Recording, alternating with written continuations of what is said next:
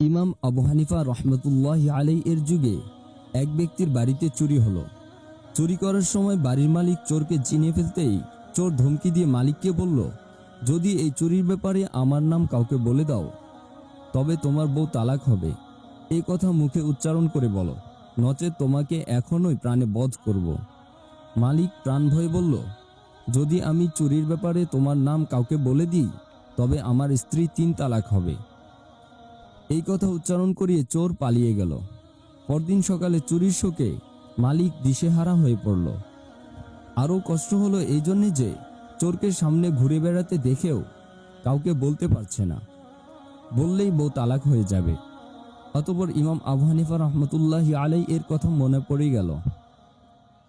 দিশাহারা লোকটি ছুটে গেল হজরতের খেদমতে, বলল, হুজুর, এই পাড়ারই একজন লোক গত রাত্রে আমার বাড়িতে চুরি করেছে, কিন্তু তার পরিচয় বলে দিলে আমার বউ তালাক হয়ে যাবে। সে চুরি করে যাওয়ার সময় আমাকে ভয় দেখিয়ে শর্তের তালাকের কথা উচ্চারণ করিয়ে গেছে। হজরত ইমাম সাহেব রহমতুল্লাহ আলাইহি বললেন, চিন্তার কোনো কারণ নাই, চোর ধরা যাবে, তোমার বউ তালাক হবে না। ইমাম সাহেবের এই কথা শুনে সবাই অবাক হলো। চোরের পরিচয় বলে দিলে কোনো অবস্থায়ই বউ তালাক না হয়ে পারে না। আলেমগণ বলাবলি করতে লাগলেন, ইমাম সাহেব মাসআলায় হেরফের করে এবার বদনামের ভাগী হবেন, কোনো সন্দেহ নাই। কিন্তু ইমাম সাহেব বাড়ির মালিককে ডেকে গোপনে বলে দিলেন, যারা চুরি করেনি তারা তোমার সামনে আসলে তুমি বলিও এরা চুরি করেনি, আর যে ব্যক্তি চুরি করেছে সে তোমার সামনে আসলে চুপ করে থাকবা। অতঃপর জুমার নামাজ শেষে মসজিদের সমস্ত দরজা বন্ধ করে দেওয়ার হুকুম দিয়ে তিনি এবং বাড়ির মালিক একটা মাত্র দরজায় দাঁড়িয়ে থাকলেন। খোলা দরজাটি দিয়ে একটি করে লোক বাহির হয়ে যেতে লাগলো। আর ইমাম সাহেব মালিককে জিজ্ঞাসা করতে লাগলেন, এই লোকটি চুরি করেছে?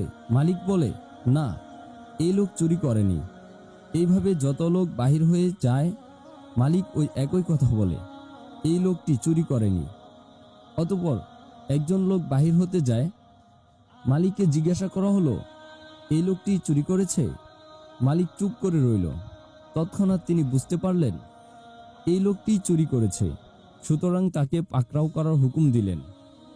এভাবে চুরির কথা বলল না, তাই বউ তালাক হলো না, অথচ চোর ধরা পড়ে গেল।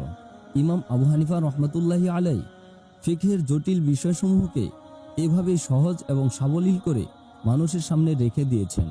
ফলে মানুষ তাকে ইমাম আজম বা মহান ইমাম হিসেবে অন্তরে স্থান দিয়েছে। জীবনে তিনি কোনো কথায় বা যুক্তিতে কারো কাছে পরাজিত হননি।